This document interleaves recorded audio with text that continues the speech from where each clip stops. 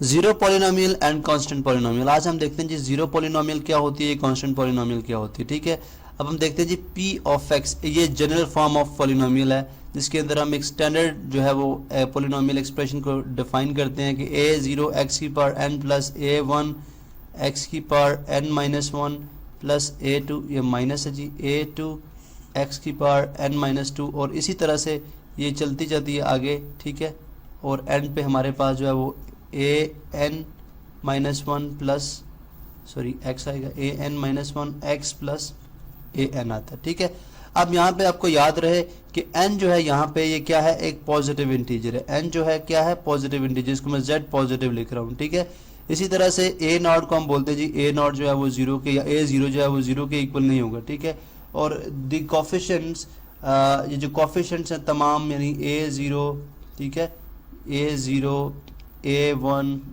ए two, ठीक है, comma आ रहा है इनके अंदर। ठीक है, ये तमाम के तमाम जो कोफिशिएंट्स हैं ये बिलोंग करते हैं किससे, रियल नंबर से। ठीक है, तो हम बोलते हैं जी polynomial with respect to degree n है। ठीक है, ये जनरल फॉर्म है।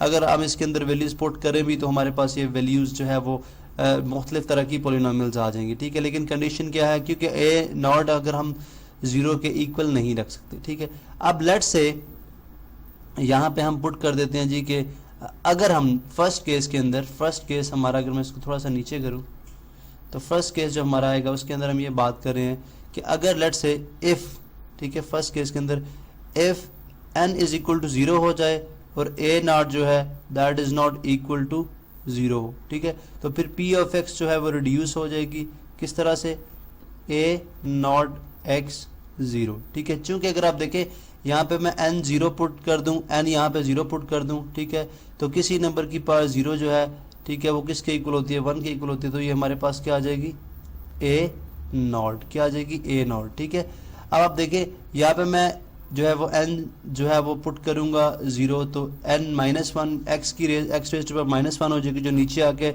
जो 1 ओवर x बन जाती है। तो ये पॉलिनोमियल की डेफिनेशन के मुताबिक गलत हो जाती है, ये टर्म पे निकल जाएगी, ये x raise to power minus two हो जाएगी। तो आगे तमाम टर्म जो है वो उसमें से एलिमिनेट हो जाएंगी, ठीक है, निकल जाएंगी।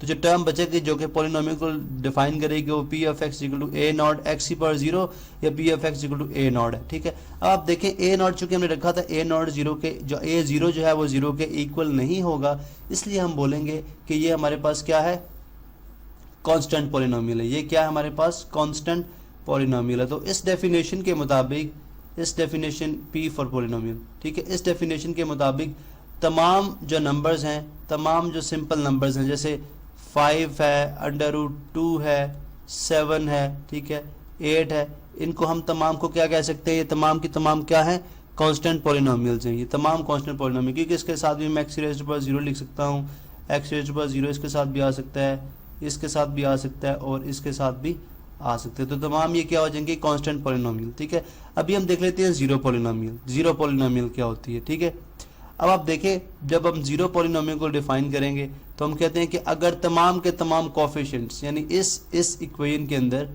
अगर तमाम के तमाम कोफिशिएंट्स, अब कोफिशिएंट क्या है याद रहे आपको, ये a0, a1, a2 एंड ये तमाम जो हैं ये कोफिशिएंट्स हैं, अगर ये तमाम के तमाम जीरो हो जाएं तो हमारे पास ये जो, यहाँ पे मैं इसका कलर चेंज कर लेता हूँ, अगर तमाम के तमाम ये जीरो कर दिए जाएं तो हमारे पास जो बचेगी वो बनेगी जी p of x is equal to zero, p of x is equal to zero. तो इसको हम बोलते हैं जी, ये हमारे पास क्या है, जीरो पी फॉर पॉलिनोमियल। ठीक है, जीरो पॉलिनोमियल। तो आपने देखा कि जीरो पॉलिनोमियल और कांस्टेंट पॉलिनोमियल क्या है और इनके अंदर क्या डिफरेंस है।